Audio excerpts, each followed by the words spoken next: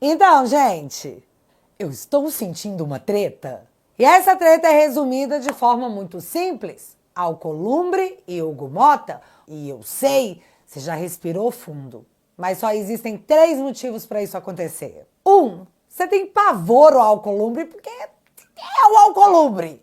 E você também acredita que o Hugo Motta é só mais um Zé Ruela que seguirá a mesma linha dos demais presidentes da Câmara. Continuarão na oposição contra nós. Ou, na melhor das hipóteses, ele vai ser um omisso. 2, você acompanhou política nos últimos dias e chegou à conclusão que perderíamos de qualquer forma. E não saindo como oposição a esses nomes, poderíamos levar alguma coisa de algo que já estava perdido. Ou 3, você é muito pet do Lula, que não apoiou nenhum nome da esquerda, mesmo tendo candidato, mas está batendo palma pro Alcolumbre, tentando fingir que obteve uma vitória, enquanto fingem esquecer que o Alcolumbre votou pelo impeachment da Dilma, ou, nas palavras do próprio Lula e sua militância, votou por um golpe, além dele ser judeu e pró-Israel. E o Hugo Motta, ele é filiado ao partido que se declara conservador, cristão e pró-família. E só para doer um pouquinho mais, ele é do partido da Damares e do Mourão. E votou sim pela abertura do processo de impeachment da Dilma. Outro golpista! E enquanto a direita brasileira pelo menos está discutindo o que aconteceu, a esquerda está engolindo a seco, sem poder dar um pio sobre o assunto. E, como eu disse, fingindo que está tudo bem, vencemos, vencemos. E aí? Quem que é o gado agora? E os meus 2 centavos sobre isso me colocam em 2 lados nessas possibilidades. O lado que, oh meu Deus, cara, é o Alcolumbre. Não preciso detalhar porque vocês me entendem. E o outro lado é que eu sei fazer conta básica de matemática. Independente da sua vontade ou da minha, o Alcolumbre seria eleito de qualquer jeito. Cara, e falar isso criou gosto de vinagre na minha boca.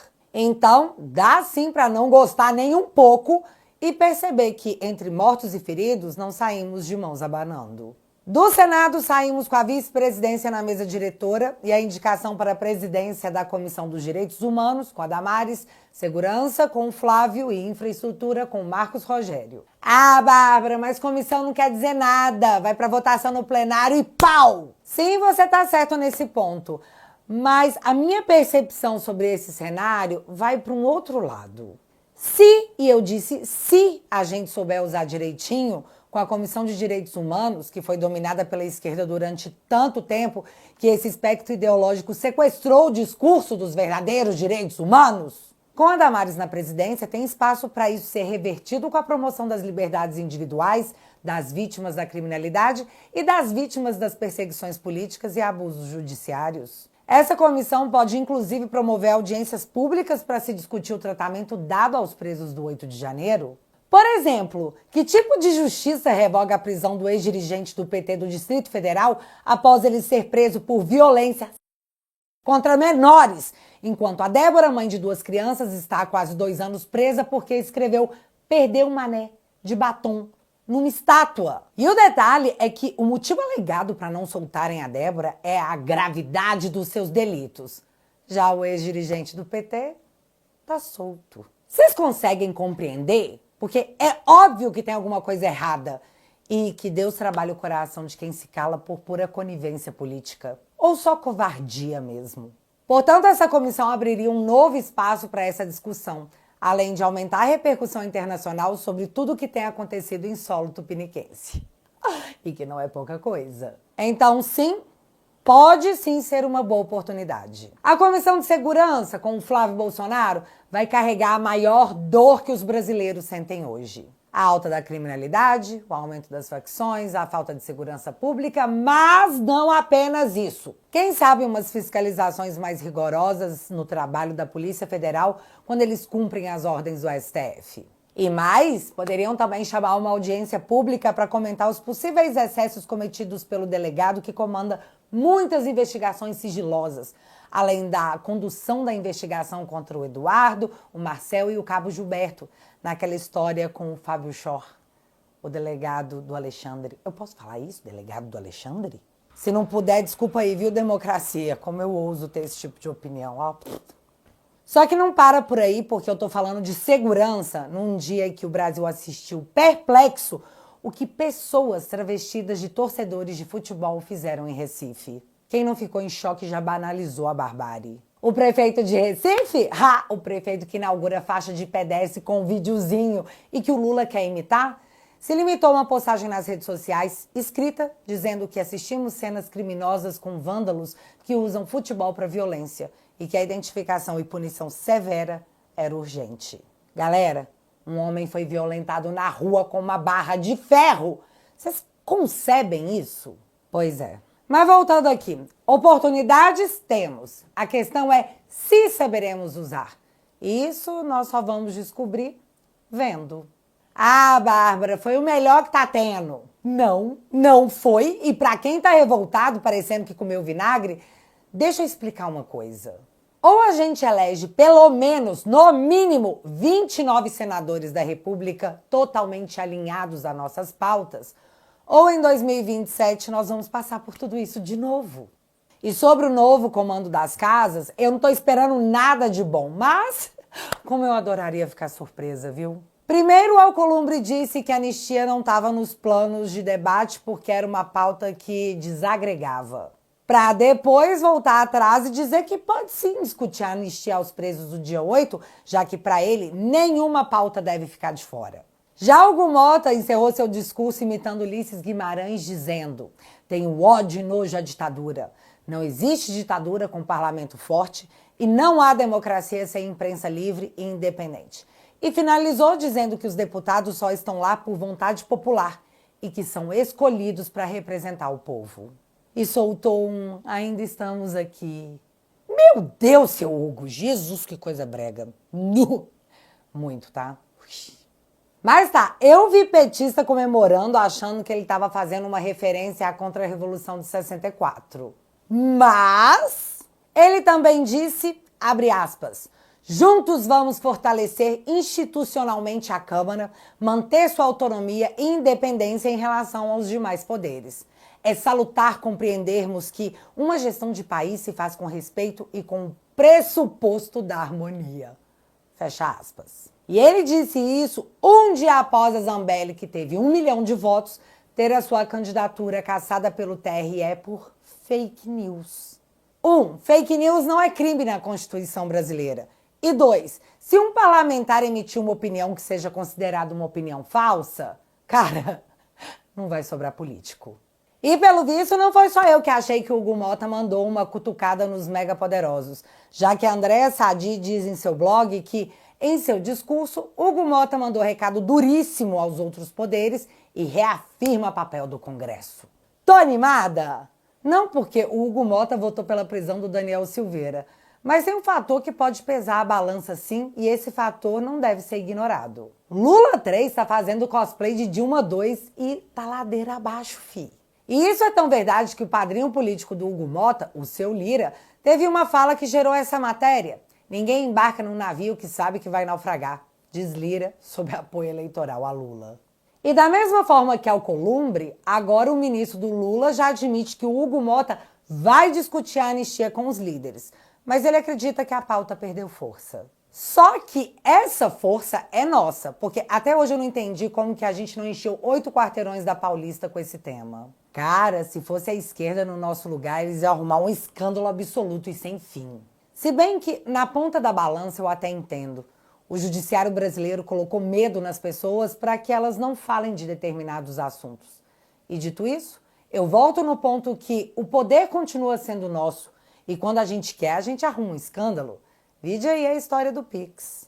Eu não sei se vocês lembram, mas na época do impeachment da Dilma, os políticos não queriam nem saber desse assunto. Porém, após o escândalo que fizemos, os caras ficaram com medo, porque o que bota esses caras embaixo da cama comendo fandangos é a hipótese de você tirá-lo desse cargo público que é cheio de regalias e mordomias.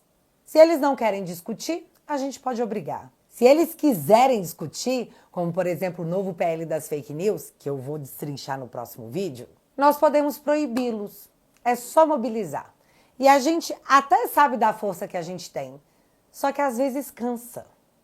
Eu sei. E eu nem tô falando essas coisas para deixar no ar a impressão que com Alcolumbre e Hugo Motta será melhor. O que eu tô deixando claro é que para mim nada mudou. nós ainda temos um país para endireitar, independente de quem está lá. Mas, dito tudo isso, o Alcolumbre e o Mota podem ter entendido que, se as coisas continuarem como estão, em 2026 faremos maioria no Senado e na Câmara, então não é bom abrir guerra com a maior força política do país. Que seremos nós? E esse é um jeito de ver as coisas, porque o outro é bem pior. Só antes de eu te mostrar qual que é o plano B, porque sim, parece que o negócio já está até combinado, o Janones está parecendo um pavão, super animado com as eleições das casas e prometendo que esse ano eles vão discutir o negócio da escala 6x1, viu? O problema é que eu não acho que o Janones combinou isso com o Lula, já que até o momento, sobre esse assunto, o Lula entrou mudo e saiu calado. E convocou os ministros para darem a cara a tapa, para dizer que isso deve ser discutido entre os sindicatos. Deixa esse assunto para lá. Pauta da base do governo que não tem o apoio do próprio presidente. Só que isso não é só patético, é uma tentativa de agitar o gado para parecer que o governo tem algo a oferecer. Mas não tem, viu, fiote? Não tem escala 6x1, não tem picanha, não tem laranja. Mas tem gasolina mais cara, tem inflação mais alta e a reforma do Lago Presidencial na Alvorada. Ficou super bonitinho.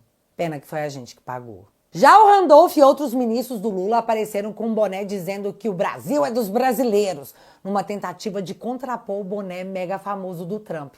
Só que, olha essa versão tupiniquense, meu Deus, que vergonha alheia que eu senti. Foi tudo isso que você conseguiu pensar, Sidônio? Tá compensando seu salário não, viu, filho? Mas continua assim. Mas não é só muito brega, é bem ridículo usarem isso na semana que descobrimos que, sem licitação ou consulta pública, o Lula entregou um território de 1,4 milhões de quilômetros quadrados para uma empresa bilionária e privada. Aí o detalhe, 1,4 milhões de quilômetros quadrados de terras indígenas, o equivalente a 14% do território brasileiro. E o gado, filho, o gado tá calado, tentando convencer o eleitor que tá vendo o carrinho no mercado diminuir, assistindo o governo quebrar um monopólio estatal, que é os Correios, já que ele arrecadou quase 1 bilhão taxando as blusinhas da Shein e fez os Correios perderem mais de 2 bilhões pelo mesmo motivo. Portanto, sim, eles estão tentando te convencer que o governo é bom, o governo é ótimo. Eles só não estão conseguindo, mas que eles estão tentando, eles estão tentando. E a última, antes do plano B, é que me vem Pacheco, que na minha opinião é o omisso da República, para agradecer o Lula e dizer que ele quer ser governador de Minas. Ai, com aquela cara de tropeço da família Adas, eu nunca imaginei que ele tinha uma veia cômica. Se bem que parecia que ele tava falando sério. Ele tava falando sério? Tadinho. Ô Pacheco, nem que eu vá sozinha com o megafone pra Praça da Liberdade. Mas o mineiro não vai esquecer. A gente não vai deixar isso passar. E com isso, você pode contar. Mas beleza, né? Bora de plano B. Lula despencando nas pesquisas, perdendo o voto de pobres, de mulheres e nordestinos. O TCU determinando o bloqueio de verba e apontando o crime de responsabilidade do Lula. A Globo News dizendo que o problema não é a comunicação, é o governo mesmo. Lira dizendo que não se embarca em barco que tá naufragando. Picanha, café, laranja, cervejinha batendo recorde de preços. A inflação tratorando o pobre. Não tem aeroporto cheio como se fosse rodoviária. E todas as coisas que vocês já sabem que eu não vou ficar repetindo para não fazer doer ainda mais. E aí, no meio disso tudo, me aparece Gilmar Mendes para falar que o semipresidencialismo vai ser discutido esse ano e que o STF quer estar mais próximo do Congresso. E você quer saber o que eu acho que aconteceu? Os caras trouxeram o Lula porque ele era o único que poderia competir com o Bolsonaro. E olha, teve muito esforço para que o Bolsonaro não emplacasse suas políticas e até eles sabem disso. Vide aquele momento do Roda Viva em que Gilmar Mendes disse isso aqui na cara de todo mundo. De fato, o Supremo atrapalhou os planos do governo Bolsonaro, mas atrapalhou para o bem. Ou quando o Barroso disse isso aqui... O judiciário deixou de ser, já de algum tempo, um departamento técnico especializado e passou a ser um poder político na vida brasileira. Uma corte de justiça que julga políticos se tornou um poder político! Ninguém tinha percebido, viu, Barroso? Você quase anunciou a criação da roda ali.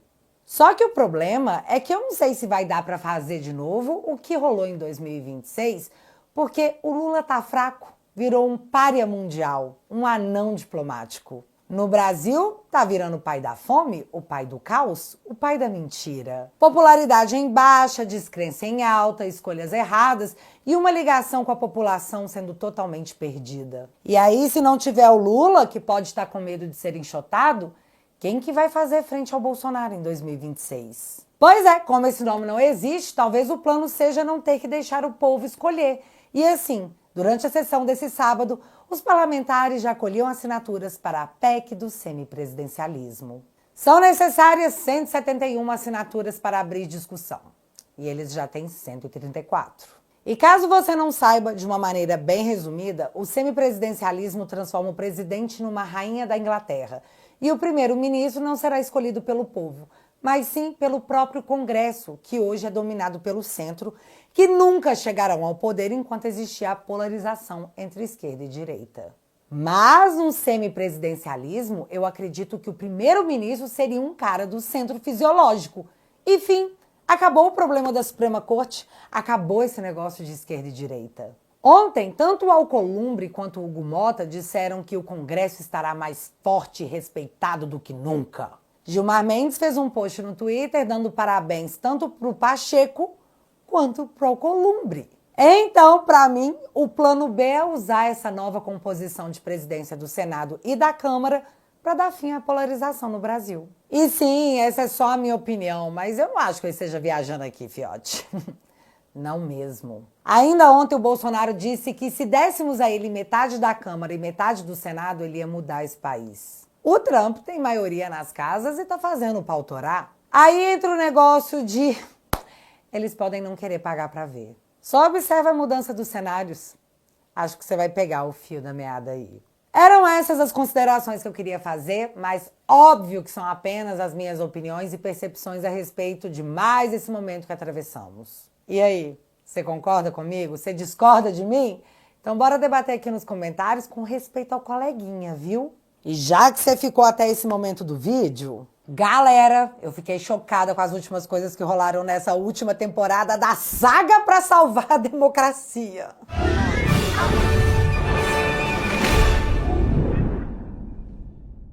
Oi. Mas como o limão azedo sempre vira uma boa limonada, eu resolvi falar sobre todas essas tretas no vídeo novo que eu gravei pra família. Eu falei tudo que eu queria sem nenhum medo de desagradar a nossa linda democracia. Só que nem tudo são flores e uma coisa triste aconteceu. Cara, eu me dei conta que você tá aqui fora, sem acesso a todos os conteúdos exclusivos dessa família. Você tá perdendo conteúdos divertidos como o Te Barbarizei, uma série super engraçada que eu faço pra te atualizar. Meus documentários exclusivos. O Gabinete do Pop com episódios inéditos do Heróis e Mais. E os vídeos de geopolítica super divertidos do Saindo da Bolha. Todos esses conteúdos estão esperando por você na família Te Atualizei. Você quer continuar aqui fora, confuso com as invencionices dos jornalistas, ou você quer embarcar comigo nessa jornada irritante, mas que não vai nos impedir de rir no final? Toque no link que está fixado no primeiro comentário e entre pra família Te Atualizei. Juntos, você sabe, somos mais fortes. Beijo!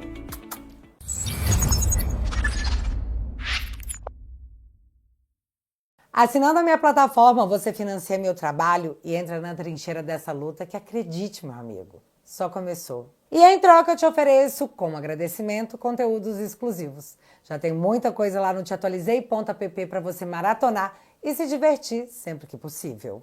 E para você que não quer pagar um King Kong como o Randolfo Rodrigues, assinando o plano vitalício, você leva esse boné maravilhoso que provavelmente ocupa os piores pesadelos do seu Sidônio, o marqueteiro do Lula.